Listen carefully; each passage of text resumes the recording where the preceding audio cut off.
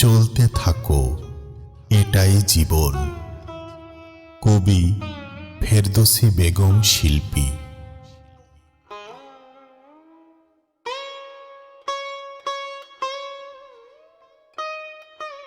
যখন চলার পথেই জীবনটা চায় থেমে যেতে, জীবনটা যখন থাকবে মৃত্যুর শেষ প্রান্তে, যখন বুঝতে পারবে কোনো স্বর্গ উদ্যান হবে না পৃথিবীতে, তোমার সমস্ত আস্থা যখন নিঃশেষ হয়ে যেতে চাইবে, তখন নিজেকে তুমি বলবে, চলতে থাকো, এটাই জীবন।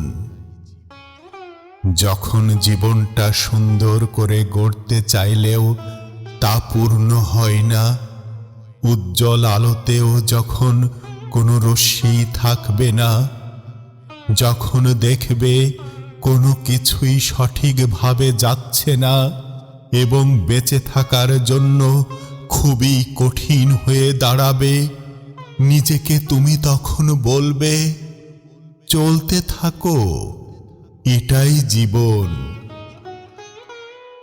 যখন কোনো বন্ধু বান্ধব তোমার কাছে কেহই থাকতে চাইবে না, কাউকে আপন ভাবলেও যখন তোমাকে কেহই আপন ভাববে না, যখন তোমার মনের অনুভূতি কেহই বুঝতে পারবে না, তুমি নিজেকে যখন খুবই নিঃস্ব আর একাকী ভাববে, তখন নিজেকে তুমি বলবে, চলতে থাকো, এটাই জীবন।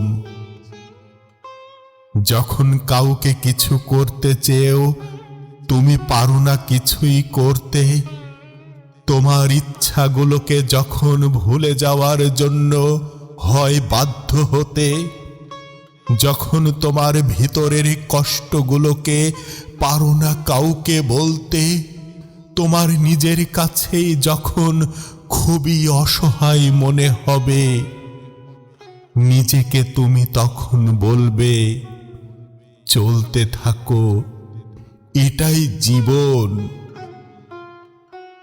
যখন অন্যরা তোমাকে শ্রদ্ধা করতে চাইবে না, অনেকের মধ্যেও যখন তুমি প্রশংসনীয় হবে না, যখন কোনো প্রশ্নের উত্তরই তুমি খুঁজে পাবে না, কোনো বিষয়ে যখন নিশ্চিত যে তুমি বিভ্রান্তিতে পড়বে, তখন নিজেকে তুমি বলবে, চলতে থাকো, এটাই জীবন।